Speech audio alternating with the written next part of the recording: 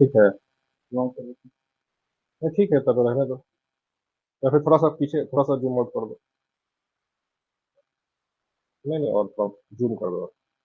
ठीक है, इतना रहने दो।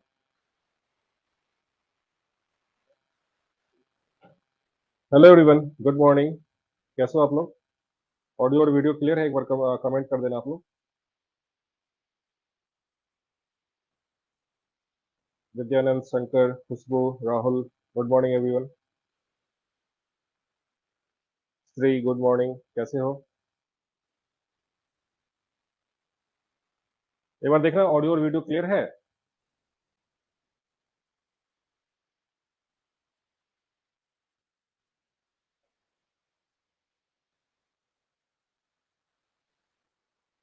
Good morning, good morning. ठीक है। चलो, very nice to see you all in the morning class. बाकी मैं आप लोगों को ऑफलाइन क्लास में मिस कर रहा हूँ, है ना। हीट वेव थोड़ा कम हो जाए तो हम लोग जो है वापस से मिल जाएंगे इधर ऑफलाइन क्लास में। ठीक है, गुड मॉर्निंग पिंकी, जूही, गुड मॉर्निंग। ये सभी अन अकेडमी के स्टूडेंट्स हैं सारे, है ना। चलो, वेरी नाइस। कंचन, गुड मॉर्निंग। चलो, आज हम लोग ओशनोग्राफी की क्लास को आगे बढ़ाते हैं, ठीक है। चलो, ठीक। सो कल हमने देखा था, है ना। कल के क्लास में हम लोगों ने डिस्कस कर लिया था, जैसे कि जो रिलीफ फीचर्स ऑफ ओशंस है ना, उसको हम लोगों ने डिस्कस कर लिया था। आपको मैंने बताया था कि किस तरीके से जो है कई सारे रिलीफ फीचर्स ओशन के डिफाइन किए गए हैं, ठीक है।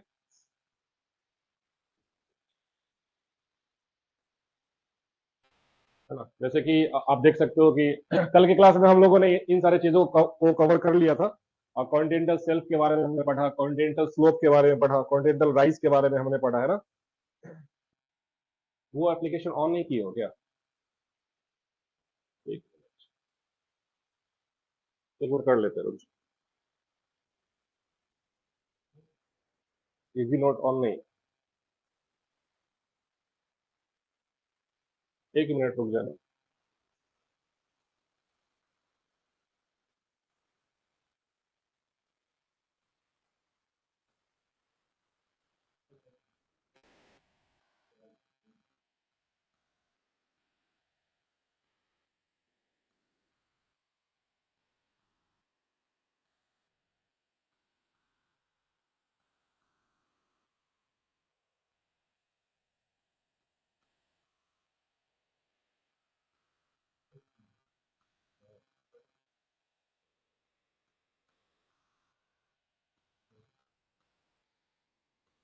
ठीक है। चलो, तो कल हम लोगों ने डिस्कस किया था बेसिकली कॉन्टिनेंटल सेल्फ के बारे में, है ना। सेल्फ स्लोप, है ना, उसके बाद राइज आता है, कॉन्टिनेंटल सेल्फ के बाद राइज आता है। और फिर बाद में जो है सो एबिशल प्लेन्स आता है ना, इसके बारे में हम लोगों ने डिस्कस किया था। जो लोग कल के क्लास में एबसेंट थे, एक बार जो है रिकॉर्डेड लेक्चर आप लोग देख लीजिएगा, है ना। तो आज हम लोग वापस बढ़ते हैं, इसी लेक्चर को आगे बढ़ाते हैं। और ठीक है, सैलिनिटी ऑफ ओशन के बारे में डिस्कस करते हैं, ठीक है। महासागरों की लवणता, है ना, सैलिनिटी। ठीक है, सैलिनिटी। सैलिनिटी को डिफाइन कैसे करते हैं, है ना। How do you define the salinity of oceans? महासागरों की लवणता को हम लोग कैसे डिफाइन करते हैं? तो बेसिकली अगर आप 1 केजी ओशन वाटर लेंगे, है ना, अगर आप 1 केजी ओशन वाटर लेते हैं, है ना, 1 केजी ओशन वाटर, ठीक है। और अगर इस 1 केजी ओशन वाटर में अगर आपने ये पता कर लिया कि कितना ग्राम जो है उसमें सॉल्ट डिजोल्व है ना, सॉल्ट जो है सो कितना ग्राम डिजोल्व है 1 केजी सी वाटर में, तो उसी को हम लोग सैलिनिटी बोल देंगे, ठीक है। So it is defined as the ratio between the weight of the dissolved materials, basically dissolved materials मतलब कि जो भी salts है बेसिकली, जो हमारे ओशन वाटर्स में डिजोल्व है ना, उसका वेट और weight of the sample sea water. Sample sea water basically हम लोग कितना लेते हैं? 1 KG. It is calculated as the amount of salt in grams which is dissolve in 1000 gram, यानी कि 1 केजी ऑफ सी वाटर, यानी कि एक सी वाटर में कितना ग्राम सॉल्ट जो है सो डिजोल्व है। It will be called as the salinity of the ocean, it will be called as the salinity of the ocean, ठीक है। क्लियर है? अगर कहीं पे 30% सैलिनिटी लिखा हुआ है ना, 30% सैलिनिटी अगर लिखा हुआ है, it means 30 grams of salt in 1000 grams of sea water, यानी कि अगर 30% अगर सैलिनिटी है तो इसका मतलब है कि अगर 1 kg वाटर अगर आप सी वाटर लेते हैं तो उसमें 30 ग्राम जो है सो आपको सॉल्ट उसमें मिलेगा, है ना, 30 ग्राम है सो सॉल्ट मिलेगा। ठीक है, तो this is how you define the salinity of the oceans. ठीक, चलो वापस देखते हैं कि सैलिनिटी को किन सब फैक्टर्स पे है सो डिपेंड करता है ना। काफी इंपॉर्टेंट है salinity of the ocean water. ठीक है,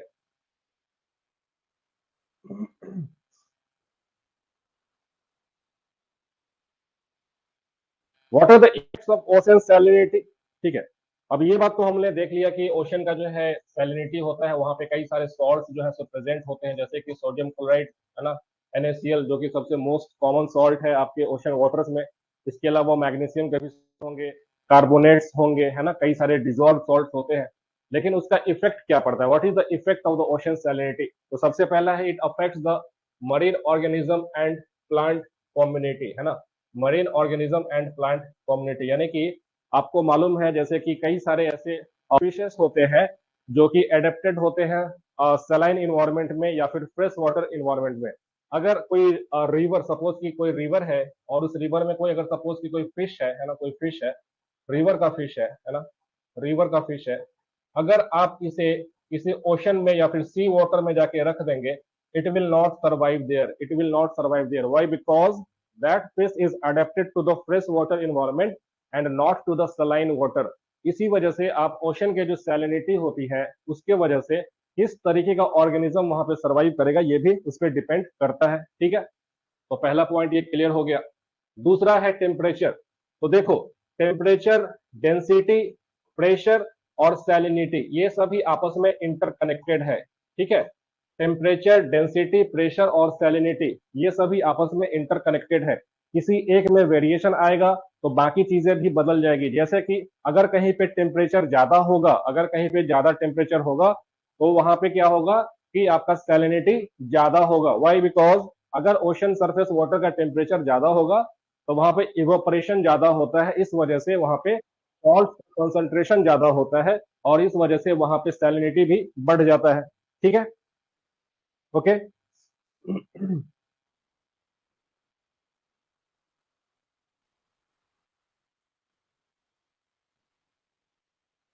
अच्छा, यहाँ पे कॉल ले सकते हैं क्या क्लास में?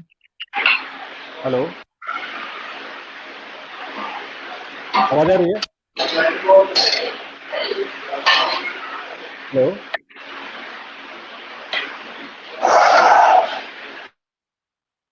ठीक है। Temperature is directly proportional to salinity, yes, है ना, यस। ठीक है, तो ये सभी फैक्टर्स पे सैलिनिटी जो है एक दूसरे को, है ना, इफेक्ट करता है। अगर कहीं पे सैलिनिटी ज्यादा है, अगर कहीं पे सैलिनिटी यानी कि लवणता अगर ज्यादा है तो क्या होगा वहां पे? डेंसिटी भी ज्यादा होगा, है ना, डेंसिटी भी ज्यादा होगा। ओशन वाटर का जो घनत्व होगा, डेंसिटी भी है सो ज्यादा होगा। ठीक है, उसकी वजह से प्रेशर भी ज्यादा होगा, प्रेशर भी ज्यादा होगा। प्लस सैलिनिटी की वजह से आप देखें तो वेव्स और जो ओशन करेंट्स है, ओशन करेंट्स जो कि बहुत इंपॉर्टेंट एक टॉपिक अपने आप में है, इसको भी हम लोग डिटेल में पढ़ेंगे, है ना, तो उन सभी चीजों को भी ओशन का जो सैलिनिटी है उसके वजह से काफी उस पर प्रभाव पड़ता है। ठीक है, चलो आगे देखते हैं।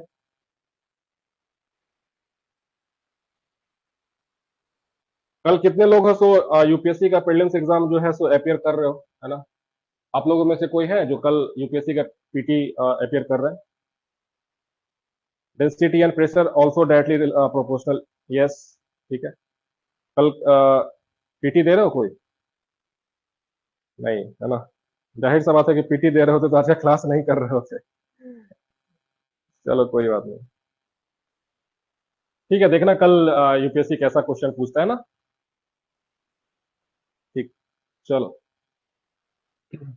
Now next question, next part is what are the sources, what are the sources of the oceans salinity, that means कि महासागर की लवणता के स्रोत क्या है। ठीक है, चलो, what are the sources of the salinity of the ocean. तो जाहिर सा बात है कि चूंकि ओशन में आप देखें तो बहुत ज्यादा सॉल्ट्स है, सो डिजोल्व है ना, बहुत ज्यादा जो सॉल्ट्स है डिजोल्व है, तो कुछ तो उसका सोर्सेस रहा होगा, है ना, कुछ तो उसके सोर्सेस रहे होंगे। तो देखिए सबसे मोस्ट इंपॉर्टेंट सोर्स क्या है, that is weathering of rocks, है ना, weathering of rocks, weathering of rocks. चट्टानों का अपक्षय, है ना, वेदरिंग ऑफ रॉक्स। इसका मतलब क्या होता है कि देखिए, हमारे अर्थ पे, है ना, हमारे अर्थ पे जो भी रॉक्स का फॉर्मेशन होता है वो कैसे होता है बेसिकली। तो आप देखिए, लावा के सॉलिडिफिकेशन की वजह से, है ना, लावा के सॉलिडिफिकेशन की वजह से, ठीक है, लावा के सॉलिडिफिकेशन की वजह से जो है रॉक्स का फॉर्मेशन होता है, रॉक्स का फॉर्मेशन होता है ना। अब जो भी मिनरल्स हैं, जो भी मिनरल्स हैं, जो भी एलिमेंट्स हैं जो कि अर्थ के क्रस्ट में पाए जाएंगे, अब उनका क्या होगा कि ये सभी रॉक्स का वीदरिंग होना स्टार्ट होगा, है ना, इसका वीदरिंग, ठीक है। वीदरिंग, वीदरिंग किसके द्वारा होगा? तो आपको मालूम है कि वीदरिंग जो है, इसके कई सारे वीदरिंग एजेंट्स होते हैं, एजेंट्स ऑफ इरोजन होते हैं, जैसे कि रनिंग वाटर है, विंड है ना, सोलर इंसोलेशन है ना। आप देखें तो ग्लेशियर्स है ना, ये सभी क्या करेंगे, सारे रॉक्स को वीदर आउट करते हैं, उसको छोटे छोटे टुकड़ों में तोड़ते हैं। इसके वजह से इन रॉक्स में जो भी सॉल्ट प्रेजेंट होता है ना, जो भी सॉल्ट प्रेजेंट होता है, ये सभी कहीं ना कहीं run of, surface run of के द्वारा, रिवर्स के द्वारा जो है आपके ओशंस में, सीज में, है ना, वहां पे पहुंचा दिए जाते हैं। तो इस वजह से ओशन में आपको देखें तो काफी ज्यादा सैलिनिटी जो है सो प्रेजेंट होता है। So the primary source of the salts which are present in the ocean water is because of the weathering of the rocks, है ना, it is because of the weathering of the rocks, ठीक है। when rainwater which is slightly acidic due to dissolved carbon dioxide forming weak carbonic acid falls on the rocks, it gradually breaks them down. This weathering process releases minerals including salts which are carried by rivers and streams into the oceans, ठीक है। ये point clear हो गया। ये chemical weathering का example दिया है, but mechanical weathering भी होता है और भी कई टाइप्स के वेदरिंग होते हैं। तो सभी के द्वारा जो है, जो भी मिनरल्स, जो भी एलिमेंट्स, जो भी सॉल्ट्स प्रेजेंट होगा रॉक्स में, वो अल्टीमेटली आपके ओशंस में जाकर के पहुंच जाता है, ठीक है। आपको मालूम है कि हमारे अर्थ पे एक हाइड्रोलॉजिकल साइकिल होता है। What is hydrological cycle? What is hydrological cycle? Hydrological cycle क्या होता है? देखिए, water is a cyclic resource, आपने पढ़ा होगा। Water is a, water is a cyclic, है ना, साइक्लिक रिसोर्स है। इसका मतलब क्या होता है? इसका मतलब ये होता है कि जो वाटर का जो है ना, वाटर जो है सो एक फेज से दूसरे फेज में है सो चेंज भी होते रहता है, प्लस एक सोर्स से दूसरे सोर्स तक पहुंचते रहता है, यानी कि ये साइक्लिक इन नेचर है ना, हाइड्रोलॉजिकल साइकिल। तो अगर आप देखिए जो हमारे ओशंस है ना, suppose these are the oceans, है ना, ओशंस में जो भी वाटर प्रेजेंट होता है, ये क्या होगा, इवेपोरेशन होगा, है ना, इवेपोरेशन होगा, ठीक है, इवेपोरेशन होगा, इवेपोरेशन होगा, ठीक है। इवेपोरेशन के बाद क्या होगा, आपको मालूम है कि हमारे एटमॉस्फेयर में जो है ना, हमारे एटमॉस्फेयर में जो है क्लाउड्स का फॉर्मेशन होगा, है ना, क्लाउड्स का फॉर्मेशन होगा। अब ये जो क्लाउड्स हैं, these clouds are carried by the winds all across the globe, है ना, these clouds are carried by the winds all across the globe. और उसके वजह से क्या होगा कि कई जगह पे प्रेसिपिटेशन होगा, डिफरेंट टाइप्स ऑफ प्रेसिपिटेशन, है ना, प्रेसिपिटेशन, प्रेसिपिटेशन यानी कि वर्षण, है ना, प्रेसिपिटेशन का कई सारा टाइप हो सकता है ना, जैसे कि रेनफॉल कहीं पे हो जाए, है ना, कहीं पे बारिश हो जाए, है ना, कहीं पे स्नोफॉल हो सकता है ना, कहीं पे स्नोफॉल हो सकता है, कहीं पे जो है फॉग, है ना, ये हो सकता है ना, यानी कि डिफरेंट फॉर्म्स ऑफ कंडेंसेशन, संघनन जिसको बोलते हैं, वो होता है। इसके वजह से क्या होगा कि अब ये सभी जो वाटर्स हैं ये आपके रिवर्स में पहुंच जाएंगे, ठीक है, रिवर्स में पहुंच जाएगा, है ना, एज ए ग्लेशियर्स जो है आपको स्टोर हो जाएगा, एज ए पोलर रीजन में आइस कैप्स के फॉर्म में जो है पहुंच जाएगा, आइस कैप्स पे, है ना। अल्टीमेटली क्या होगा कि ये सभी रिवर्स, ग्लेशियर्स, आइस कैप्स जो है वाटर को कहाँ पहुंचाएगा, है ना, ओशंस में पहुंचाएगा। कुछ है सो अंडरग्राउंड वाटर हो जाएगा, अंडरग्राउंड वाटर हो जाएगा, ठीक है। तो कहने का मतलब है कि वाटर साइकिल जो है, वाटर साइकिल जो है, हाइड्रोलॉजिकल साइकिल जो है, it is very much responsible for carrying the dissolve salt to the oceans, to the oceans, है ना। This is because of the hydrological cycle, this is because of the hydrological cycle, ठीक है। समझ में आ गया? चलो नेक्स्ट देखते हैं। नेक्स्ट क्या है, sources of ocean salinity? Hydrothermal vent, है ना। What are these hydrothermal vents? What are these hydrothermal vents? तो देखो, these are openings in the sea floor, यानी कि जो हमारा सी फ्लोर है, जैसे कि सपोज कि मिड ओशनिक रीजेस, जहां पे मिड ओशनिक रीजेस का फॉर्मेशन होता है, बेसिकली डाइवर्जेंट प्लेट बाउंड्रीज पे, वहां पे जो मोल्टेन मैग्मा है वो बाहर की तरफ है सो आता रहता है ना। तो वो सभी जो वेंट्स क्रिएट होते हैं, वहां से भी आपके ओशंस में जो है सॉल्ट जो है सब पहुंचते रहते हैं, है ना। Those vents are called as hydrothermal vents. These are openings, है ना। These are openings in the sea floor which release mineral-rich water from beneath the Earth's crust into the ocean. The superheated water emerging from these vents contains dissolved minerals including various salts which contribute to ocean salinity, है ना। So hydrothermal vents है, ठीक है। Next है volcanic activity, ठीक है। Next क्या है? Volcanic activity. Volcanic eruptions, both underwater and on land, release gases and minerals into the atmosphere and directly into the oceans. These substances include chlorine, sulfur, and other elements that form salts when they interact with seawater. तो जो volcanic activity होगा उसके वजह से भी आपके ocean waters में या फिर हमारे एटमॉस्फेयर में, जैसे कि आप देखो जो वॉल्केनिक एक्टिविटीज होता है उसमें कई तरह के जो है सो एशेस जो है सो हमारे एटमॉस्फेयर में आ जाते हैं। और ये जो एस है ये क्या होगा? These ashes will be carried by the winds all across the globe, और कहीं ना कहीं ओशन वाटर्स में भी जो है वो सब एस जो है सब पहुंच जाता है ना। So volcanic activity also contribute in the salinity of the ocean water, ठीक है। एटमोस्फेरिक डिपोजिशन, अभी जस्ट मैंने अभी बताया कि salts and other minerals which can also enter the oceans from the atmosphere. Dust and aerosols which are carried by the wind from arid regions or volcanic eruptions can settle on the ocean surface and dissolve into the sea water. यानी कि जो हमारा atmosphere है आपको मालूम है कि उसमें कई तरह के पार्टिकुलेट मैटर्स होते हैं। पार्टिकुलेट मैटर्स क्या सब होते हैं? तो पार्टिकुलेट मैटर्स में आप देखें तो डस्ट पार्टिकल होगा, है ना। अनबर्न कार्बन पार्टिकल्स होगा, जैसे कि व्हीकल से इमिशंस होते हैं, या फिर कोई इंडस्ट्री है ना, वहां से इमिशंस होते हैं अनबर्न कार्बन पार्टिकल्स, जिसको सूट बोलते हैं, है ना। क्या बोलते हैं? सूट बोलते हैं। ब्लैक कार्बन भी बोलते हैं इसको, है ना, ब्लैक कार्बन, ठीक है। Black carbon, these are the unburnt carbon particles which are release during incomplete combustion of the fossil fuels, है ना। तो ये सभी हमारे एटमॉस्फेयर में जो है सो एज ए पार्टिकुलेट मैटर जो है सो प्रेजेंट होता है, और ये सभी भी ओशंस के सरफेस के ऊपर है सो कई बार जाकर एक्यूमुलेट हो जाते हैं। So it also increases the salinity of the ocean waters, ठीक है। नेक्स्ट है बायोलॉजिकल प्रोसेसेस। बायोलॉजिकल प्रोसेसेस का मतलब जैसे कि कई सारे मरीन ऑर्गेनिजम्स होते हैं, है ना। जैसे कि आप देखें कोरल रीफ्स, है ना, कोरल रीफ्स, ठीक है। कोरल रीफ्स है ना, कोरल्स है।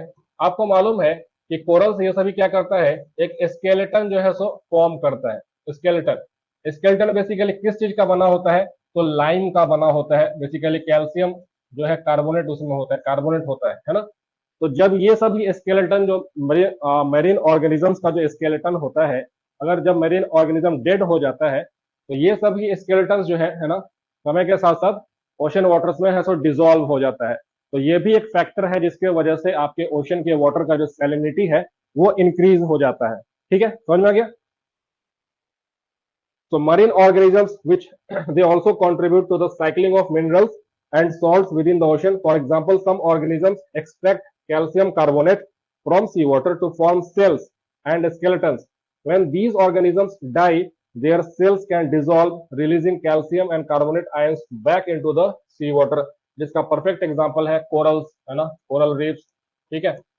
कोरल रीफ्स, है ना, एक परफेक्ट एग्जांपल है जो कि आपके ओशन वाटर से, है ना, कैल्शियम आयंस को और कार्बोनेट आयंस को एक्सट्रैक्ट करके अपना एक शेल बनाता है, एक कार्बोनेट शेल बनाता है, रीफ बनाता है। लेकिन जब धीरे धीरे आपको मालूम है कि आज के समय कोरल ब्लीचिंग का भी इश्यू हो रहा है, तो जब कोरल्स डाई आउट होते हैं तो उनके द्वारा जो बनाया गया जो स्केलेटन जो शेल है वो भी धीरे धीरे हमारे ओशन के वाटर में है सो डिजोल्व होने लगता है, और उसके वजह से भी जो लोकलाइज्ड सैलिनिटी है ओशन वाटर का वो भी चेंज हो जाता है ना। So these are few prime sources which are the sources of the oceans salinity, ठीक है। क्लियर है यहाँ पे? समझ में आ गया? ठीक। चलो ये थोड़ा सा इंपॉर्टेंट है, इसको देख लेते हैं, है ना।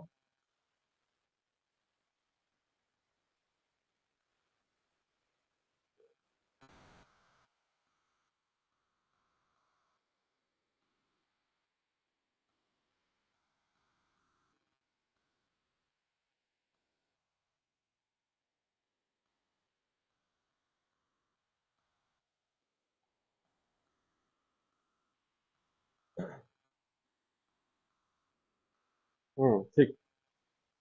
What are the controlling factors of salinity? What are the controlling factors of salinity? Controlling factors of salinity, यानी कि अब ये पॉइंट यहाँ पे हम लोग क्या डिस्कस करेंगे कि salinity of the ocean waters है, ये किन्स ऑफ फैक्टर्स पे डिपेंड करता है ना? ये किन्स ऑफ फैक्टर्स पे डिपेंड करेगा, किन्स ऑफ फैक्टर्स पे डिपेंड करेगा। तो पहला है इवोपरेशन ऑफ सी वाटर, ठीक है? Evaporation of sea water, when water evaporates from the ocean surface it leaves salts behind increasing the salinity of the remaining water। तो देखो ये पॉइंट क्या बोलता है कि हमारे ओशंस में जहां पे इवोपरेशन ज्यादा होगा, जहां पर इवोपरेशन ज्यादा होगा वहां पे क्या होगा कि वाटर जो है ना, उसका वाष्पीकरण जो है, जल का वाष्पीकरण है, सो ज्यादा होगा। तो जब वाटर वहां से लीव आउट कर देगा तो क्या बचेगा? वहां पे सॉल्ट बचेगा। इसकी वजह से सॉल्ट का कॉन्सेंट्रेशन है सो ज्यादा हो जाएगा ज्यादा हो जाएगा। जैसे कि सपोज कि ये एक जार है ना?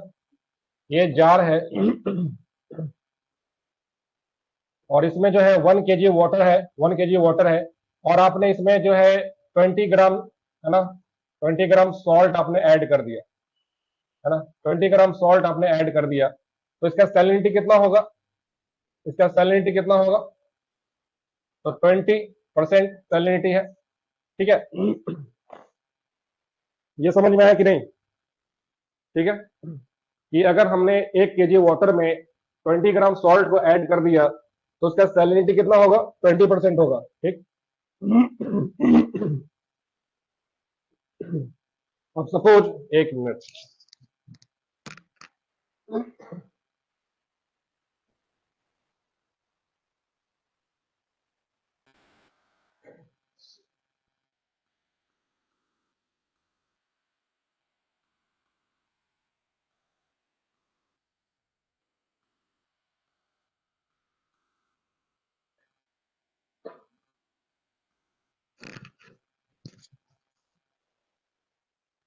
एक मिनट, ठीक है? हाँ, पानी पी लिए, ठीक। अरे हुआ क्या कि इधर 4-5 दिन से ना धूप की वजह से काफी ज्यादा तबीयत जो है, मतलब तबीयत ऐसा फीवर नहीं हुआ था, बट होता है ना, गर्मी इतना ज्यादा है कि खैर अभी ठीक हो गया वैसे। तो हाँ, 20 ग्राम हमने सॉल्ट ऐड कर दिया 1 kg वाटर में, तो 20% है सो सैलिनिटी हो गया, ठीक है? अब क्या करो, इसको आपने सनलाइट में है सो, जिस तरीके से अभी धूप इतना ज्यादा गर्मी हो रहा है, आपने इस बीकर को छत पे जाके रख दिया, है ना? तो ओवर द सपोज कि 2-3 घंटे में, 5 घंटे में क्या होगा कि इसका जो पानी है काफी ज्यादा इवेपोरेट हो जाएगा, है ना? सपोज कि 1 kg वाटर था, है ना, उसमें से 500 ग्राम जो पानी है इवेपोरेट कर गया, है ना, 500 ग्राम पानी इवेपोरेट कर गया। तो अब क्या होगा? सॉल्ट तो 20 ग्राम ही रहा है यहाँ पे, है ना, लेकिन पानी कितना हो गया? 500 ग्राम हो गया। दैट मीन्स कि अब जो है आपका सैलिनिटी अब वो डबल हो जाएगा, है ना, बेसिकली बढ़ जाएगा।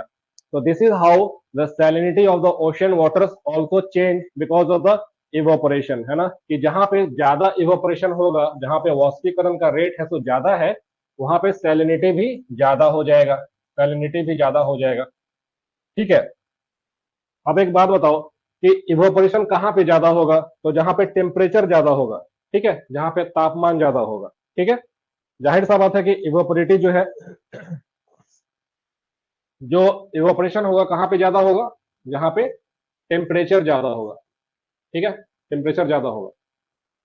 अब एक बात बताओ, तो यहाँ पे आपसे एक कॉन्सेप्ट आपको समझ में आ रहा होगा कि अगर सैलिनिटी का डिस्ट्रीब्यूशन का इक्वेटर के पास में, अच्छा चलो एक सवाल पूछते हैं, चलो देखते हैं कितना लोग सही जवाब देते हो।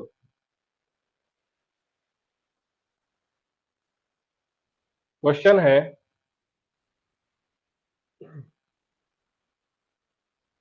select the correct statements regarding the salinity of ocean waters। select the correct statements select the correct statements regarding regarding salinity of ocean waters, regarding salinity of ocean waters, ocean waters, ठीक है? पहला statement है the maximum salinity, the maximum salinity is present in equatorial waters. ठीक है, equatorial waters. ठीक है, ये हो गया। दूसरा स्टेटमेंट है, the salinity of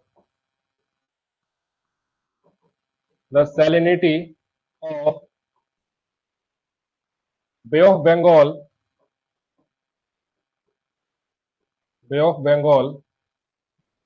is more than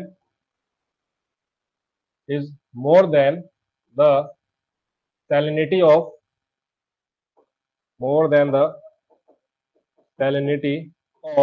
Arabian Sea. देखते हैं कितना लोग इसका सही जवाब देते हैं।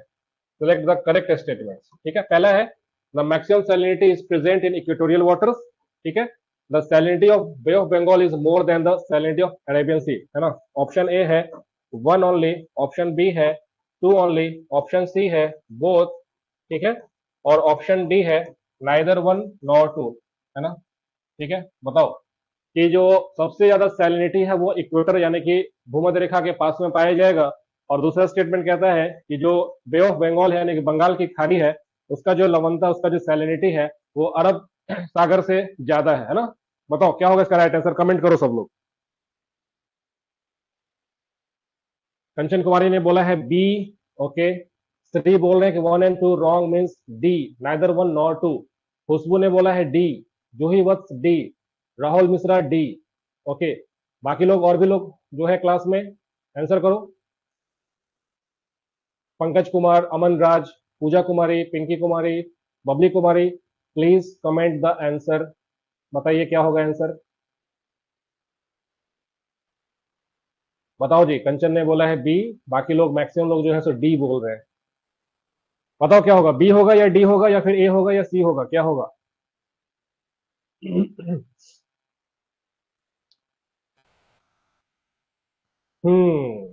चलिए, इसका जो आंसर है वो डी है। D is the right answer, यानी कि दोनों स्टेटमेंट है सो गलत है यहाँ पे, है ना। दोनों स्टेटमेंट है सो गलत है। ठीक है, पहला भी गलत और दूसरा भी गलत। ठीक है, D is the right answer, yes. ठीक है, तो D is the right answer. इसके पीछे का रीजन क्या है? तो इसके पीछे का रीजन ये है कि the maximum salinity of is present in equatorial waters नहीं, है ना। इट इज फाउंड, है ना, north of the equator, north of the equator, north of the equator, north of the equator. ठीक है, the salinity of Bay of Bengal is more than the salinity of Arabian Sea, नहीं, गलत है, गलत है। ठीक है, इसके पीछे का रीजन देखो, कॉन्सेप्ट क्या है, व्हाट इज द कॉन्सेप्ट।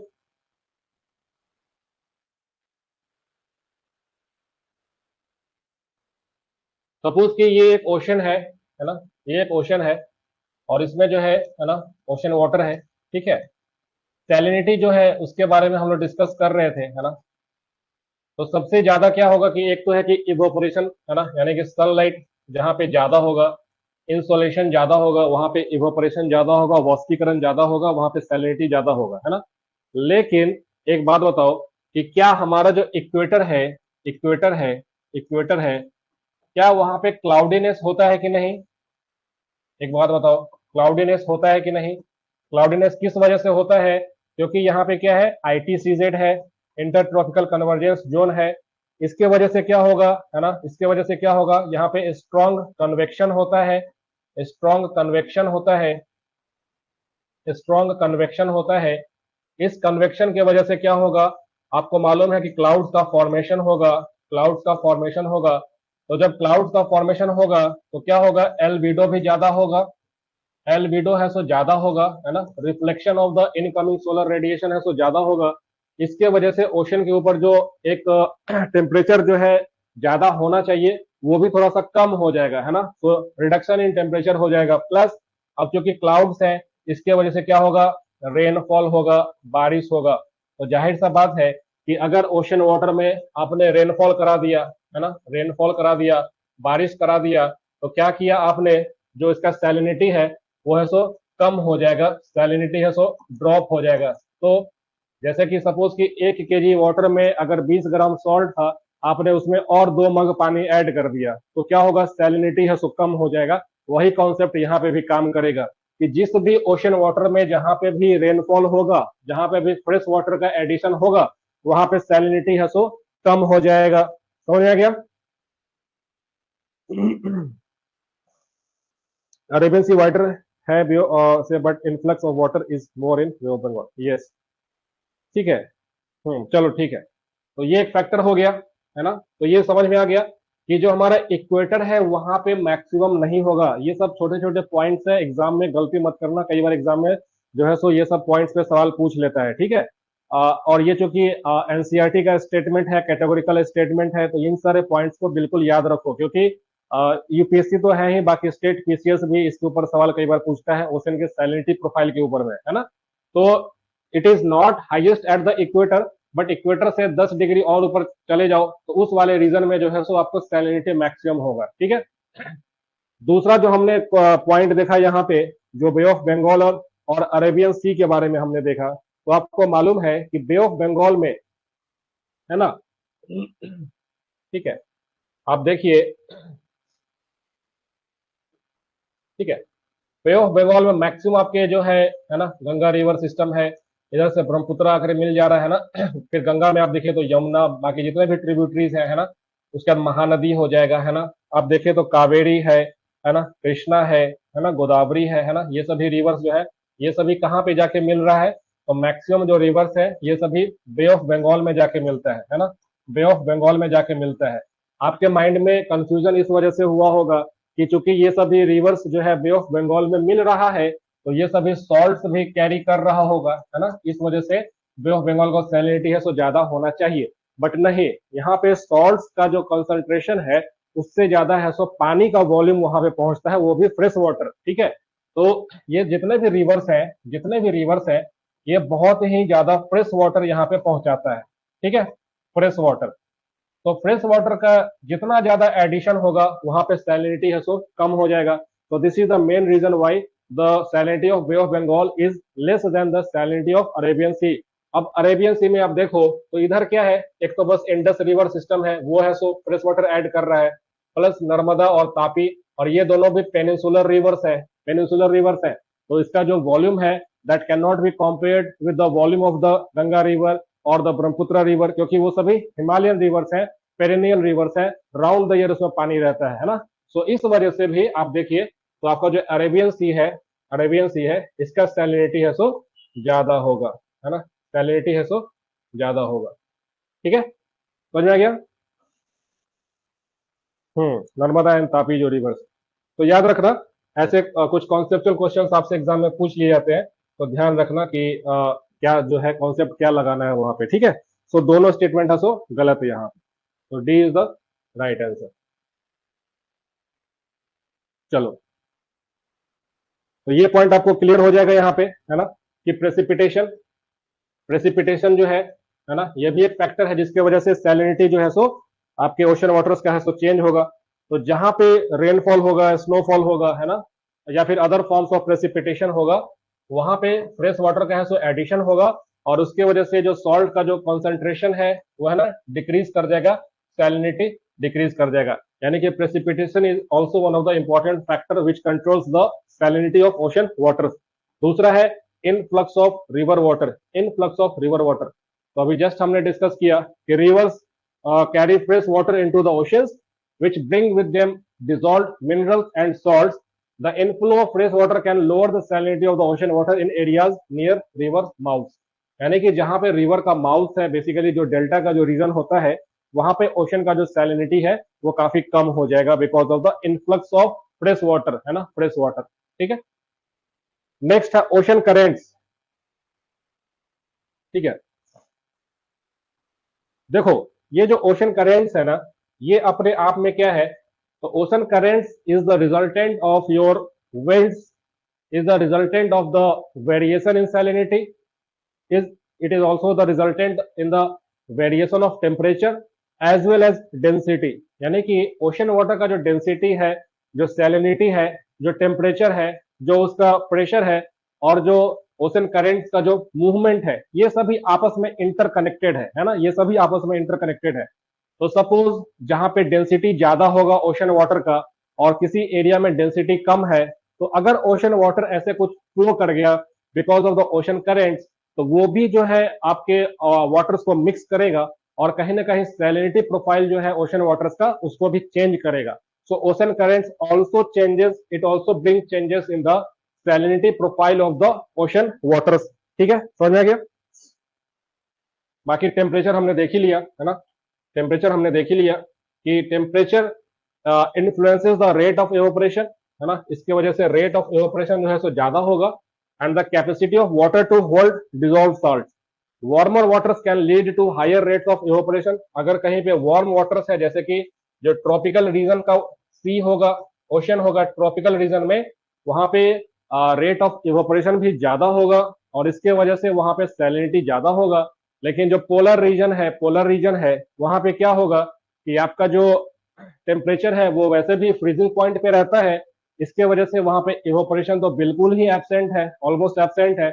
इसके वजह से वहां पे सैलिनिटी जो है सो, है ना, कम रहेगा, है ना, सैलिनिटी है सो कम रहेगा। ठीक है, ठीक है। while cooler waters can have lower rates of evaporation, है ना, lower rates of evaporation। चलो, और क्या रिस्पॉन्सिबिलिटी, और क्या फैक्टर्स है रिस्पॉन्सिबल इसके लिए।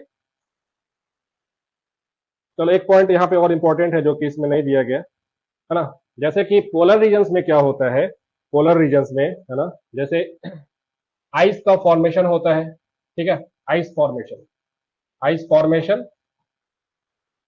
या फिर आइस है सो मेल्ट भी करेगा, है ना, आइस का है सो मेल्टिंग भी होगा, आइस का मेल्टिंग भी होता है। ठीक है, तो जहां पे आइस का फॉर्मेशन होगा, चलो एक कमेंट करना सभी लोग कि जिस भी रीजन में आइस का फॉर्मेशन होगा वहां पे सैलिनिटी घटेगा कि बढ़ेगा, बताओ तो, घटेगा कि बढ़ेगा। जिस रीजन में आइस का फॉर्मेशन हो रहा है वहां पे सैलिनिटी इंक्रीज होगा कि डिक्रीज होगा, बताओ। किसी रीजन में सपोज ओशन वाटर में आइस का फॉर्मेशन हो गया तो वहां पे जो सैलिनिटी है, जो लवणता है, वो घटता है कि बढ़ता है, कमेंट करो सब लोग। इंक्रीज, आइस का फॉर्मेशन होगा तो इंक्रीज होगा, बिल्कुल, बिल्कुल, है ना, बिल्कुल सही बात है कि जहां पे आइस का फॉर्मेशन होता है वहां पे सैलिनिटी है सो इंक्रीज हो जाता है। इसके पीछे का रीजन क्या है, इसके पीछे का रीजन क्या है, तो सपोज कि जो है ये हमारा ओशन वाटर है ना, ओशन वाटर है, इस ओशन वाटर में है सो सॉल्ट भी डिजोल्व है, सॉल्ट भी डिजोल्व है। अब सपोज कि क्या हुआ कि because of the lower temperature, है ना, फ्रीजिंग पॉइंट जो है अगर उस टेम्परेचर जोन में चला गया तो क्या होगा, यहाँ पे आइस का फॉर्मेशन हो जाएगा, है ना, आइस का फॉर्मेशन हो जाएगा। अब ये जब आइस का फॉर्मेशन होगा तो क्या करेगा, आइस अपने साथ वाटर को जो है सो सॉलिडिफाई कर लेगा, वाटर को सॉलिडिफाई कर लेगा, लेकिन जो सॉल्ट है उसको वहीं पानी में रहने देगा। इसके वजह से जो सॉल्ट का कॉन्सेंट्रेशन है पानी में है सो इंक्रीज हो जाएगा और इस वजह से सैलिनिटी है सो बढ़ जाएगा, इस वजह से सैलिनिटी है सो बढ़ जाएगा। लेकिन जब आइस मेल्ट करेगा, सपोज कि ये आइस मेल्ट कर गया, है ना, ये आइस मेल्ट हो जाएगा, तो इसके वजह से क्या होगा, इसके वजह से क्या होगा कि आपका जो सैलिनिटी है वो रेड्यूस कर जाएगा, कम हो जाएगा, है ना, वो कम हो जाएगा, है ना, बिल्कुल, मेल्ट हो जाएगा तो डिक्रीज कर जाएगा, यस, है ना, melting of the ice will decrease the salinity. ठीक है, चलो नेक्स्ट देखते हैं। Next is your distribution of salinity, distribution of salinity. On average the salinity of the oceans and the seas is about 35%। ठीक है, 35% है सो एवरेज सैलिनिटी है, यानी कि 35 ग्राम सॉल्ट 1 kg सी वाटर में, है ना, 1 kg सी वाटर में 35 ग्राम सॉल्ट है सो ऑन एन एवरेज है सो पाया जाएगा। लेकिन ये जो सैलिनिटी का जो प्रोफाइल है ना, ये वेरी करता है स्पेशियली एंड टेम्पोरली, टेम्पोरली है ना, यानी कि स्पेस यानी कि डिस्टेंस के हिसाब से भी, टाइम के हिसाब से भी है सो वेरी करते रहता है। तो देखते हैं कि इसका हॉरिजॉन्टल और वर्टिकल डिस्ट्रीब्यूशन वेरिएशन है सो क्या होगा। ठीक है, हॉरिजॉन्टल और वर्टिकल यानी कि डेप्थ के साथ कैसे चेंज होगा उसको देखते हैं।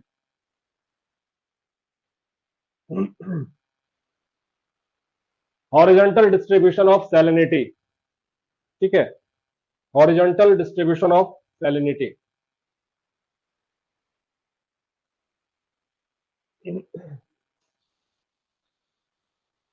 ठीक है, तो देखो सबसे पहला है इक्वेटोरियल रीजन्स। इक्वेटोरियल रीजन्स में जो कि अभी जस्ट हमने आपको बताया कि near the equator salinity is relatively low, averaging around 34 to 35 practical salinity units. PSU मतलब कि जो हमने अभी देखा ना कि कितना ग्राम 1 kg में जो है प्रेजेंट है, उसी को पीएसयू भी बोल देता है। ठीक है, तो 34 to 35 परसेंट बेसिकली है ना, 34 to 35% है ना। This is the salinity of the equatorial waters. Why low क्यों है? This is due to high precipitation है ना, high precipitation rates and significant river inflow which dilutes the sea water, which dilutes the sea water. The Amazon and Congo rivers for example contribute large amounts of fresh water to the Atlantic Ocean, reducing salinity in these regions. ठीक है, तो equatorial regions में अभी just हमने discuss किया कि किस तरीके से वहां पे जो है स्ट्रॉन्ग कन्वेक्शन होता है। स्ट्रॉन्ग कन्वेक्शन की वजह से क्या होगा कि डेली क्लाउड का फॉर्मेशन होगा और डेली प्रेसिपिटेशन होता है। तो उस प्रेसिपिटेशन की वजह से जो सरफेस का जो सैलिनिटी होगा ओशन सरफेस वाटर का, वो कम हो जाता है और डाइल्यूशन हो जाता है ओशन वाटर्स का, है ना। प्लस कई सारे ऐसे रिवर्स हैं जो कि इक्वेटोरियल रीजन्स में जो है सो है ना डिस्चार्ज करते हैं, तो वो भी due to the influx of fresh waters by these equatorial rivers, उसके वजह से भी जो इक्वेटोरियल रीजन का जो वाटर होगा उसका सैलिनिटी है सो कम होगा, है ना। इसके बाद देखो इक्वेटर के बाद आप ऊपर मूव करोगे in the subtropical regions, in the subtropical regions these areas which are located roughly between 20 degree and 30 degree latitude in both the hemispheres exhibit the highest salinity levels, है ना। तो सबसे ज्यादा salinity कहां पे है? It is not at the equator but in the subtropical regions, subtropical regions में है। ठीक है, the subtropical high pressure zones experience high rates of evaporation and low precipitation, leading to increased salinity. Examples include the North Atlantic and the Mediterranean Sea, Mediterranean Sea. चलो यहाँ पे एक concept और आपको बताते हैं, है ना, कि जो सब ट्रॉपिकल रीजन है, चलो क्वेश्चन आपसे पूछते हैं, है ना, वाई सब ट्रॉपिकल रीजन, वाई सब ट्रॉपिकल रीजन, है ना, बेसिकली 25 से 35 डिग्री का जो लैटिट्यूड होगा नॉर्थ और या फिर साउथ में, है ना, has the highest salinity, has the highest, comment करो, has the highest salinity, has the highest salinity, has the highest salinity. बताओ why sub tropical region which is between 25 to 35 degree north south latitude has the highest salinity. Comment करो सब लोग।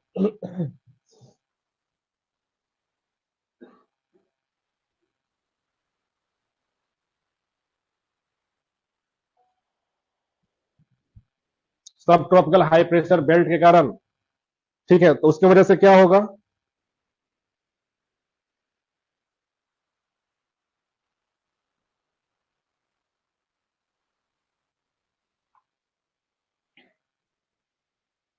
उसकी वजह से क्या होगा? नो क्लाउड, यस, ठीक है। देखो यस, है ना, मेन रीजन क्या है? मेन रीजन है due to the presence of, due to the presence of sub tropical high pressure belt, due to the presence of sub tropical, sub tropical high pressure belt, high pressure belt, sub tropical high pressure belt. अच्छा, sub tropical high pressure belt को informally किस नाम से जाना जाता है? तो horse latitudes इसको बोलते हैं। Due to high temperature and evaporation significantly low rainfall, yes, है ना, बिल्कुल सही। तो देखो, जो सब ट्रॉपिकल हाई प्रेशर बेल्ट है, इसी को हम लोग क्या बोलते हैं? हॉर्स लैटिट्यूड बोलते हैं। ठीक है, हॉर्स लैटिट्यूड इसको बोलते हैं, है ना, हॉर्स लैटिट्यूड। ठीक है, अब इसके वजह से क्या होगा? आपको मालूम है कि जो सब ट्रॉपिकल हाई प्रेशर बेल्ट है, सब ट्रॉपिकल हाई प्रेशर बेल्ट है ना, यहाँ पे क्या होता है? यहाँ पे क्या होता है? सब्सिडेंस ऑफ एयर होता है। सब्सिडेंस, सब्सिडेंस ऑफ एयर होता है। ठीक है, सब्सिडेंस ऑफ एयर होता है। सब्सिडेंस ऑफ एयर का मतलब कि ऊपर एटमॉस्फेयर से हवा नीचे की तरफ है सो मूव करेगा, है ना, इस वजह से यहाँ पे हाई प्रेशर जोन का क्रिएशन हो जाता है ना, सब्सिडेंस ऑफ एयर होता है। तो जब सब्सिडेंस ऑफ एयर होता है तो आपको मालूम है कि एयर क्या होगा, है ना, एयर का कॉम्प्रेशन होगा, है ना, एयर का कॉम्प्रेशन होगा, कॉम्प्रेशन ऑफ एयर होगा, एयर का कॉम्प्रेशन होगा, कंप्रेशन ऑफ एयर होगा। जब कंप्रेशन ऑफ एयर होगा तो एयर क्या हो जाएगा? ड्राई एयर हो जाएगा, है ना, ड्राई एयर हो जाएगा, वार्म एयर हो जाएगा, वार्म एयर हो जाएगा, है ना, वार्म एयर हो जाएगा। और no rainfall, no clouds, no clouds, no clouds, no rainfall, no rainfall, no rainfall, no rainfall. ठीक है, नो क्लाउड्स, नो रेनफॉल। अब चूंकि यहाँ पे क्लाउड्स नहीं है, no clouds, no clouds, no clouds, इसके वजह से very low albedo, very low albedo, very low albedo. इसके वजह से क्या होगा? इसके वजह से क्या होगा कि मोर sunlight on the ocean water, more sunlight on the ocean water, more sunlight on ocean water, on ocean water, on ocean water। ठीक है, इसके वजह से क्या होगा? मोर इवोपरेशन, मोर इवोपरेशन, मोर इवोपरेशन। इसके वजह से क्या होगा? मोर सैलिनिटी, मोर सैलिनिटी, मोर सैलिनिटी। ठीक है, मोर सैलिनिटी। प्लस यहाँ पे रेनफॉल भी नहीं हो रहा है। Why? Because air is subsiding, air is subsiding, तो रेनफॉल नहीं हो रहा है। दैट मीन्स कि no dilution of ocean water, है ना, no dilution of ocean water, no dilution of ocean water. ठीक है, तो इसके वजह से क्या होगा कि आपका जो सैलिनिटी होगा सब ट्रॉपिकल रीजन्स में है सो ज्यादा होगा। ठीक है, एडियाबेटिक हीटिंग, यस, है ना, एडियाबेटिक हीटिंग इसको बोलते हैं। जो कंप्रेशन ऑफ एयर होगा इसके वजह से क्या होगा कि air gets heated adiabatically, adiabatically heating. समझ में आ गया? प्लस सब्सिडेंस ऑफ एयर हो रहा है तो यहाँ पे एंटी साइक्लोनिक कंडीशंस भी होगा, एंटी साइक्लोनिक कंडीशंस होगा, एंटी साइक्लोनिक कंडीशंस भी होगा। ठीक है, यहाँ पे चूंकि एंटी साइक्लोनिक कंडीशंस है ना, तो काम एयर होता है, एयर भी काम होता है, काम एयर होता है। ठीक है, काम एयर होता है। तो these are the factors which are responsible for higher salinity in the सब ट्रॉपिकल रीजन, है ना, समझ में आ गया? सब ट्रॉपिकल रीजन में। चलो, इसी वजह से आप देखो तो आपका जो नॉर्थ अटलांटिक और जो मेडिटेरियन सी का जो रीजन है वहां पे सैलिनिटी आपको है सो ज्यादा पाया जाएगा, है ना, सैलिनिटी है सो ज्यादा मिलेगा। ठीक, नेक्स्ट, मिड लैटिट्यूड रीजन्स। अब जो है आप थोड़ा और ऊपर चले जाओ, 30 डिग्री टू 60 डिग्री लैटिट्यूड, है ना, तो यहाँ पे क्या होगा कि आपका जो टेम्परेचर है वो कम होता जाएगा, इवोपरेशन है सो कम होगा, है ना, बट उस रीजन में बारिश ये सब भी है, फ्रंटल रेनफॉल हो सकता है ना। तो salinity levels are moderate, salinity levels are moderate which is around 34 to 36% है ना। These regions experience a balance of evaporation and precipitation. The salinity in these areas can be influenced by the mixing of different water masses due to ocean currents, है ना। तो अब जैसे जैसे अब आप पोलर रीजन में जाओगे ना तो सैलिनिटी जो है सो डिक्रीज होता चला जाएगा। वाई? बिकॉज टेम्परेचर जो है वो भी ड्रॉप होगा, है ना, टेम्परेचर ड्रॉप होगा। प्लस ये जो लैटिट्यूड है यहाँ पे आपको मालूम है कि जो फ्रंटल रेनफॉल है, एयर मास डिफरेंट टाइप्स का है, सो जब आपस में टकराएगा तो वहां पे फ्रंटल रेनफॉल ये सब भी होता है, तो इसके वजह से भी सैलिनिटी जो है सो कम होता चला जाएगा। ठीक है, अब आ जाओ पोलर रीजन्स में, है ना, बिल्कुल पोलर रीजन्स में। तो आपको मालूम है कि पोलर रीजन्स में जो है सो इंसोलेशन मिनिमम है, इंसोलेशन सबसे कम है है ना, सबसे कम इंसोलेशन है, इसके वजह से तापमान टेम्परेचर सबसे कम होगा, और इसके वजह से क्या होगा, इवोपरेशन जो है सबसे कम होगा, इवोपरेशन सबसे कम होगा, तो इसके वजह से क्या होगा, सैलिनिटी भी जो है कम होगा, है ना, सैलिनिटी भी है सो कम होगा। So the near the pole salinity is relatively low. It is relatively low, है ना, कम होता है, which is around 30 to 34, है ना, percent. This is due to low evaporation rates. ठीक है, this is due to low evaporation rates.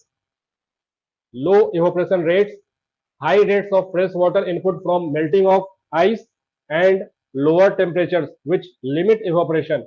The Arctic Ocean and the Southern Ocean around Antarctica have these characteristics. यानी कि जो Arctic ocean है और जो साउदर्न ओशन है Antarctica के पास में, वहां पे आपको ये सभी कैरेक्टरिस्टिक जो है सो, है ना, पाया जाएगा.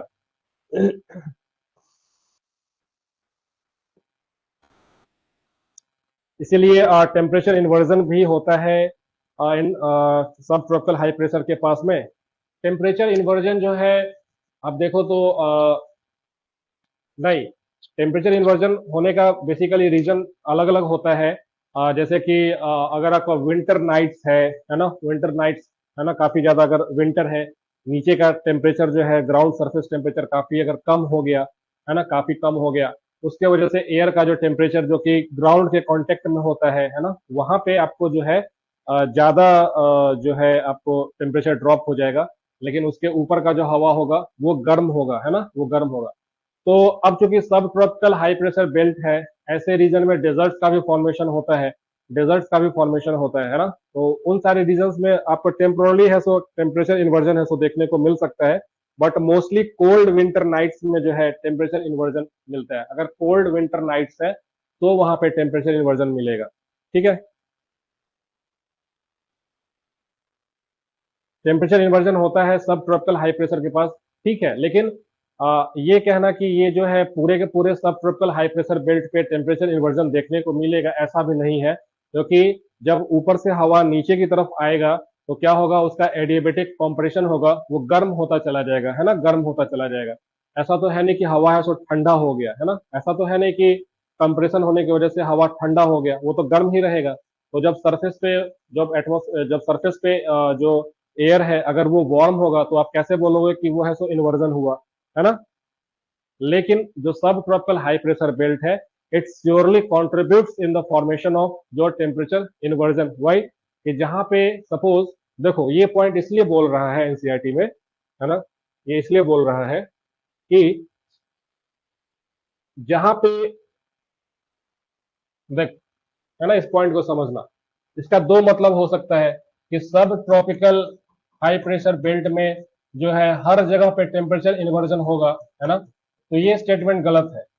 अगर ये, अगर लिख दिया कि सब ट्रॉपिकल हाई प्रेशर बेल्ट में हर जगह पे टेम्परेचर इन्वर्जन देखने को मिलेगा, तो ये पॉसिबिलिटी कम है ना. लेकिन यस, सब ट्रॉपिकल हाई प्रेशर बेल्ट जो है कहीं ना कहीं टेम्परेचर इन्वर्जन को फॉर्मेशन में हेल्पफुल जरूर होता है. जैसे कि सपोज कि एक ऐसा रीजन है जहां पे सब ट्रॉपिकल हाई प्रेशर बेल्ट है, तो जाहिर सा बात है कि वहां पे क्लाउड्स नहीं होगा, है ना, जाहिर सा बात है कि क्लाउड्स वहां पे नहीं होगा, तो इसको मिटा देते हैं. जब क्लाउड्स नहीं होगा तो रात के समय ड्यूरिंग विंटर्स, या फिर जब विंटर्स है, या फिर ऐसे भी नॉर्मली ड्यूरिंग नाइट क्या होगा, आपको बहुत ज्यादा जो टेरेस्ट्रियल रेडिएशन है ना, जो आउट गोइंग टेरेस्ट्रियल जो रेडिएशन है, इसको रोकने वाला क्लाउड्स नहीं है, तो ये सीधा स्पेस में चला जाएगा, है ना, सीधा स्पेस में चला जाएगा. इसके वजह से जो ग्राउंड है, जो ग्राउंड है, ये बहुत जल्दी ठंडा हो जाएगा, है ना, यानी कि ये कूल होगा बहुत फास्ट, है ना, बहुत जल्दी से ठंडा हो जाएगा. और अगर ये विंटर मंथ है ना, अगर ये विंटर जाड़े का महीना है, विंटर मंथ है, तो क्या होगा कि जाहिर सा बात है कि एक तो रेडिएशन जो है उसका आउटफ्लो बहुत ज्यादा हो रहा है, प्लस विंटर मंथ है, तो ये जो ग्राउंड है ये बहुत ज्यादा ठंडा हो जाएगा, बहुत ज्यादा ठंडा होगा. तो इसके पास का जो एयर है यहाँ पे, इसके पास का जो एयर है जो कि ग्राउंड के कांटेक्ट में रहेगा, है ना, ग्राउंड के कांटेक्ट में रहेगा, ये भी बहुत ठंडा हो जाएगा, ये भी बहुत ठंडा हो जाएगा, ये भी बहुत ठंडा हो जाएगा. लेकिन ये जो ग्राउंड के पास का जो एयर है, इसके ऊपर का जो एयर रहेगा ये अभी भी वार्म रहेगा, जिसको मैंने रेड से दिखाया, जिसको मैंने रेड से दिखाया यहाँ पे. ठीक है, तो this is the temperature inversion profile here. T I मैंने लिखा इसको, this is the temperature inversion.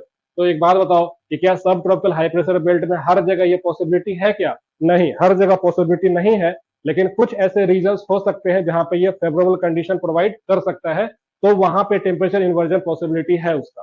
ठीक है, समझ में आ गया कंचन?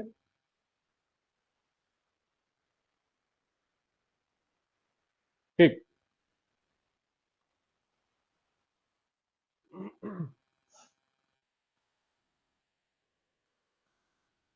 चलो, बाकी कोस्टल जो एरियाज है, कोस्टल एरियाज है वहां पे जहां पे भी फ्रेश वाटर का इन्फ्लक्स होगा, है ना, फ्रेश वाटर का इन्फ्लक्स होगा, रिवर्स प्रेजेंट होगा, तो या फिर जो डेल्टा का रीजन होगा, वहां पे सैलिनिटी जो है सो कम हो जाएगा, है ना, एस्टोरीज में सैलिनिटी है सो कम हो जाता है। ठीक है, बाकी जो enclose and semi enclose seas है, जो इनक्लोज है, जो इनक्लोज सीज है, like the Baltic sea, black sea, it tend to have lower salinity due to limited exchange with the open ocean and significant freshwater input from rivers. In contrast, semi-enclosed seas like the Mediterranean Sea can have higher salinity due to high evaporation and limited freshwater inflow.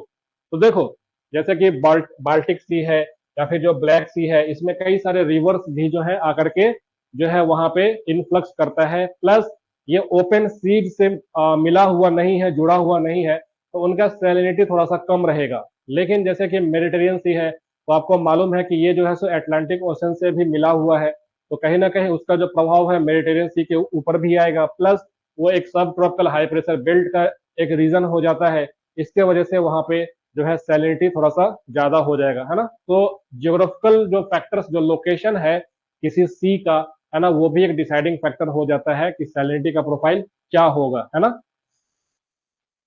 समझ में आ गया? ठीक है,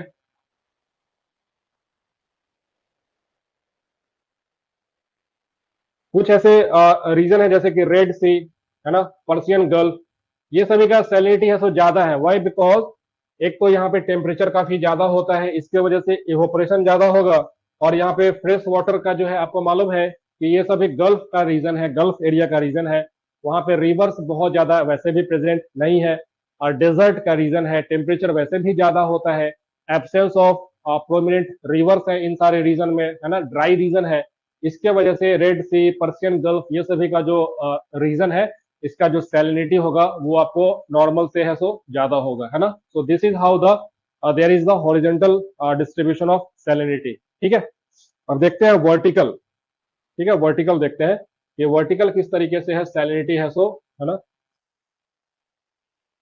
ठीक है, तो देखो, जो वर्टिकल डिस्ट्रीब्यूशन है ना, इट इज नॉट समथिंग कि जिसको आप एक पैटर्न वाइज आप उसको डिसाइड कर लो कि हाँ ये एक पैटर्न होगा और इसके वजह से वर्टिकल जो है डिस्ट्रीब्यूशन ऑफ सैलिनिटी होगा।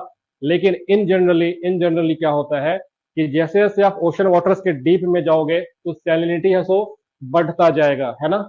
जनरल अगर आप देखो तो जैसे जैसे आप ओशन के डीप में जाओगे तो सैलिनिटी है सो बढ़ेगा। वाई? जाहिर सा बात है कि जो ओशन वाटर्स होता है उसमें जो जिसका डेंसिटी ज्यादा होगा, जिस पानी का जिसमें वाटर सॉल्ट का डिजोल्व जो कंसंट्रेशन है ज्यादा होगा, वो नीचे की तरफ बैठेगा, है ना। तो इस वजह से सरफेस का जो सैलिनिटी होता है वो कम होता है in comparison to the bottom of the ocean. ठीक है, तो डेप्थ के साथ आपको देखिए तो सैलिनिटी है सो बढ़ेगा, है ना, सैलिनिटी है सो बढ़ेगा। लेकिन ये कोई डेफिनेट पैटर्न ऐसा नहीं है, इसमें कई तरह का है सो लोकलाइज वेरिएशन भी आता है ना, लोकलाइज वेरिएशन भी आता है। ठीक है, in higher latitudes, in higher latitudes the salinity increases with depth, but this pattern is not witnessed in middle latitudes and near the equator, है ना। अब देखो मिडिल लैटिट्यूड में क्या है कि सरफेस पे, है ना, सरफेस पे, है ना, इवेपोरेशन काफी ज्यादा हो रहा है, इवेपोरेशन काफी ज्यादा हो रहा है, तो सैलिनिटी है सरफेस पे ज्यादा हो जाएगा, है ना, सरफेस पे ज्यादा हो जाएगा सैलिनिटी। तो ये जो पैटर्न है कि डेप्थ के साथ सैलिनिटी है सो इंक्रीज होना चाहिए, वो आपको इन सारे लैटिट्यूड पे प्रेजेंट नहीं होता है ना। तो ये बात आपको ध्यान रखना है। बाकी इसमें बहुत ज्यादा ऐसा कुछ कॉन्सेप्ट नहीं है जिसको आपको समझने की जरूरत है, बस ये समझो कि vertical distribution is not uniform, है ना, as far as the salinity of ocean waters is concern, it is not uniform. ठीक है,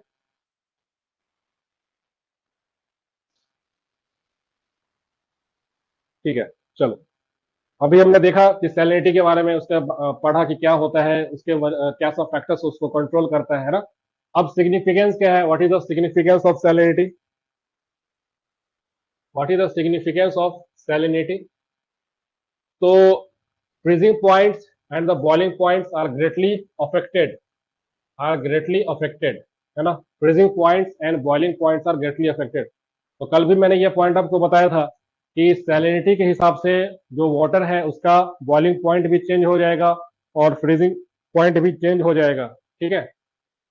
तो अगर सैलिनिटी बढ़ेगा, कमेंट करो सब लोग, अगर सैलिनिटी हमने बढ़ा दिया तो उसका जो बॉइलिंग पॉइंट है ना, वो घटेगा कि बढ़ेगा?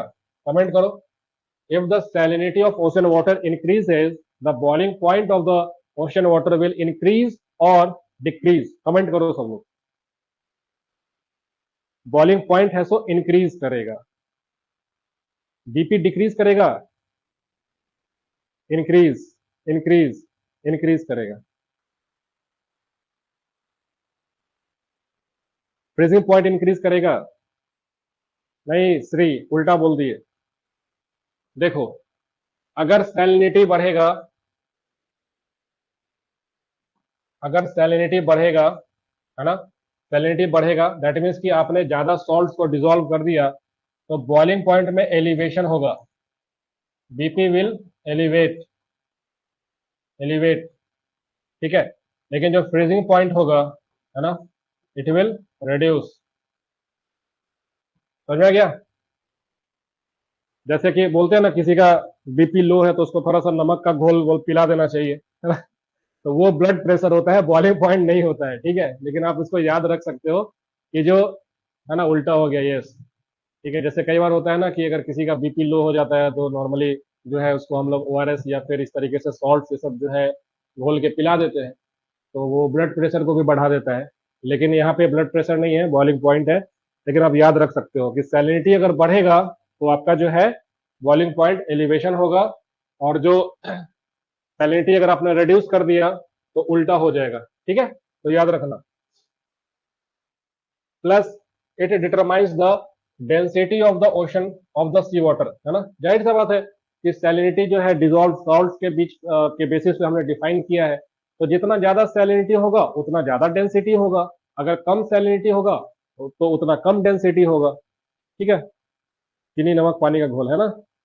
याद रखना कि अगर किसी का बीपी लो होता है तो हम लोग उसको चीनी नमक पानी का घोल पिला देते हैं तो बीपी है सो नॉर्मल हो जाता है। तो सेम वैसे ही सैलिनिटी अगर बढ़ेगा तो बीपी है सो बढ़ जाएगा ओशन वाटर का, ठीक है।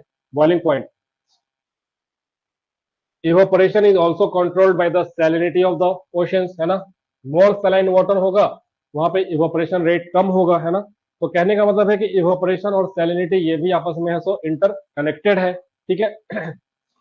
बाकी ओशन करेंट्स का जो फॉर्मेशन होता है, ओशन करेंट्स का जो फॉर्मेशन होता है वहां पे डेंसिटी डिफरेंस या फिर सैलिनिटी डिफरेंस वो भी एक फैक्टर होता है ना, ओशन करेंट्स के मूवमेंट के लिए, ठीक है।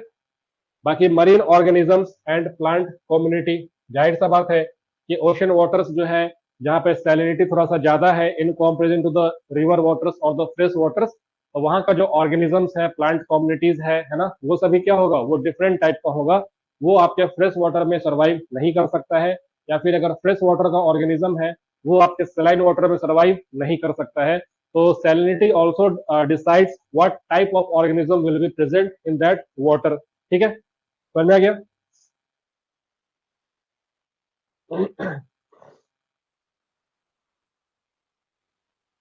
अच्छा, यहाँ पे एक सवाल आपसे पूछते हैं, हालांकि थोड़ा सा साइंस मतलब ऐसे ही जनरल है ना, समझने के लिए कि सपोज, है ना, एक शिप है, इसको देखते हैं कितना लोग आंसर कर पाते हो, है ना। सपोज एक शिप है, ठीक है, शिप है, वो पिलर लगा हुआ है, ठीक है। इसके बारे में बताओ तो क्या होगा?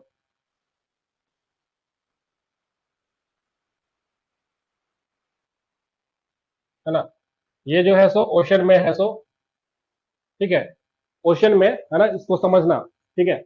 ये जो लाइन है, ये जो लाइन है, ठीक है, this is the line up to which maximum load can be put on the ship, maximum load can be put on the ship, can be put on the ship, can be put on the ship, ठीक है।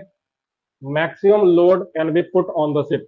अगर आप इससे ज्यादा, यानी कि ये सी water, जो ये जो वाटर लेवल है ना, ये वाटर है, शिप है, सो उसके वाटर के ऊपर में है, तो ये मैक्सिमम लोड लाइन है, मैक्सिमम लोड लाइन है, यानी कि इससे ज्यादा अगर आपने इस पे कार्गो ऐड कर दिया तो हो सकता है कि शिप जो है सो आपका सिंक कर जाए, डूब जाए, है ना, ऐसा हो सकता है। तो this is the maximum level up to which the ship can be loaded. और ये जो वाटर है, ये ओशन वाटर है, ओशन वाटर है ना, ओशन वाटर है, ठीक है, ओशन वाटर है। अगर हम लोग इस शिप को किसी रिवर में लेके चले गए, सपोज कि कोई रिवर है, कोई रिवर है ना, कोई नदी है, कोई नदी है, तो क्या ये शिप के साथ कुछ डैमेज हो सकता है क्या उस रिवर में? कमेंट करो, कितना लोग को लगता है कि डैमेज हो सकता है या फिर नहीं होगा।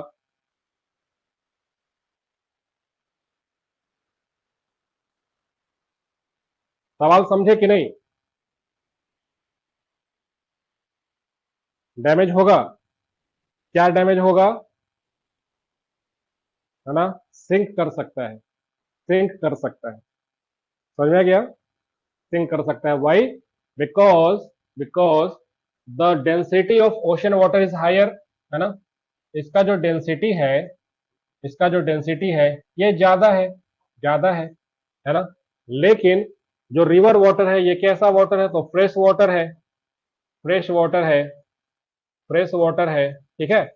इसका डेंसिटी है सो कम होता है, लो डेंसिटी, लो डेंसिटी। तो अगर आपने अपने जहाज को इस तरीके से डिजाइन किया है कि मैक्सिमम सेफ लोड तक ओशन में तो मूव कर सकता है, लेकिन अगर आपने उसमें फ्रेश वाटर अलाउंसेस नहीं रखे हैं, तो आपका शिप जो है किसी कोस्टल रीजन में या फिर रिवर्स में अगर पास करेगा तो सिंक कर सकता है। इसीलिए इसीलिए जब भी शिप को डिजाइन किया जाता है, जब भी शिप को डिजाइन किया जाता है तो उसके साइड में क्या होता है, एक लोड लाइन मार्किंग दिया जाता है, ठीक है, load line marking, load line marking, ठीक है, लोड लाइन मार्किंग दिया जाता है। इसमें कई तरह के लाइंस ऐसे बने होते हैं, है ना, इस तरह के कुछ लाइंस बने होते हैं।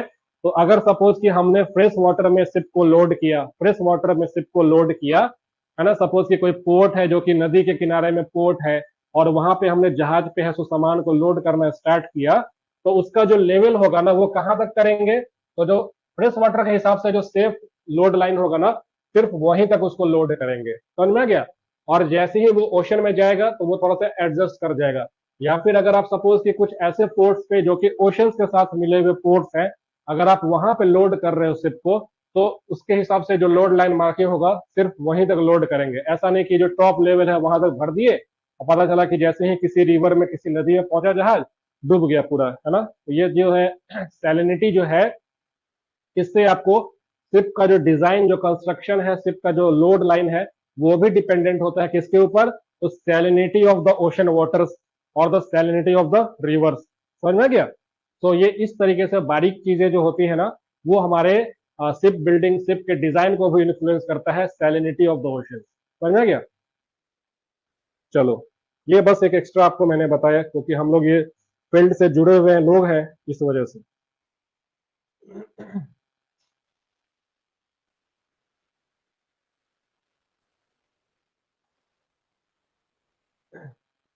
अब देखो ओशन करेंट्स है, इसके बारे में हम लोग कल वापस से स्टार्ट करेंगे, है ना, जो नेक्स्ट टॉपिक होगा ओशन करेंट्स का, ओशन करेंट्स का, ठीक है। बहुत इंटरेस्टिंग टॉपिक है ओशन करेंट्स। नेक्स्ट मतलब कि जब भी, कल तो खैर संडे है, अपना यूपीएससी का पेपर भी कल है ना। तो कल हम लोगों का जो टीम है इस चीज को कोशिश करेगा कि बहुत टाइमली पेपर का है तो सॉल्यूशन आपके पास प्रोवाइड कर दे, ठीक है, यूट्यूब पे वो चला जाएगा।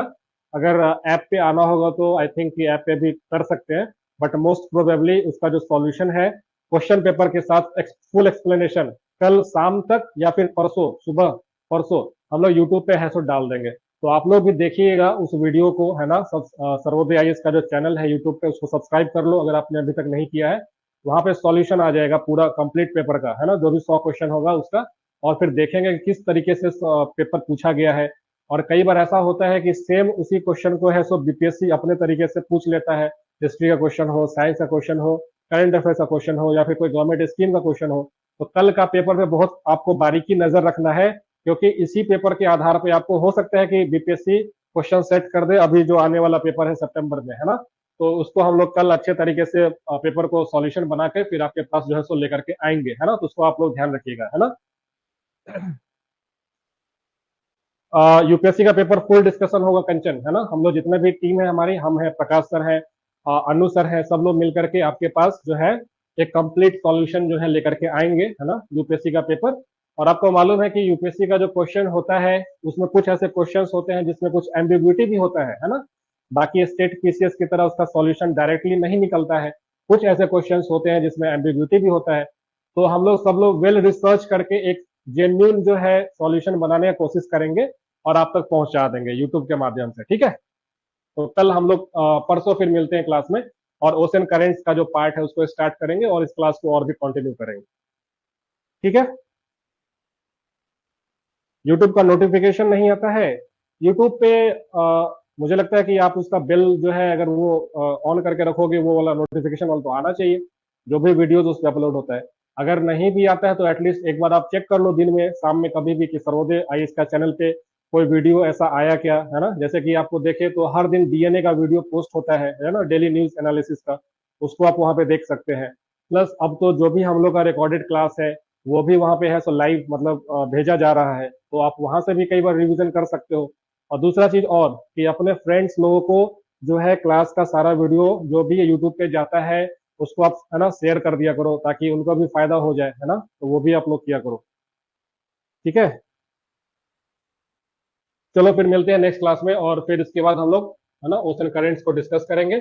और कल का जो पेपर होगा यूपीएससी का उसका सॉल्यूशन भी आपके पास जल्द पहुंचाया जाएगा। और इस पे आपको ध्यान रखना है, क्यों, क्योंकि 70th बीपीएससी के लिए जो है ये एक बेस लाइन के तौर पे काम करेगा, है ना, बेस लाइन के तौर पे काम करेगा। तो आपको हो सकता है कि इसमें से कुछ डायरेक्ट क्वेश्चन ही पूछ ले बीपीएससी, या फिर इससे इंस्पायर्ड होकर के उसी टॉपिक से कुछ और क्वेश्चन पूछ ले। तो कल का पेपर बहुत इंपॉर्टेंट है, भले आप यूपीएससी प्रीलिम्स में अपियर हो रहे हो या फिर नहीं हो रहे हो, सबके लिए इंपॉर्टेंट है ये, ठीक है। And all the best to everyone who is appearing tomorrow in this paper, in this examination, ठीक है। चलो कंक्लूड करते हैं क्लास को, मिलते हैं फिर कल नेक्स्ट क्लास में। And thank you so much everyone for joining this class.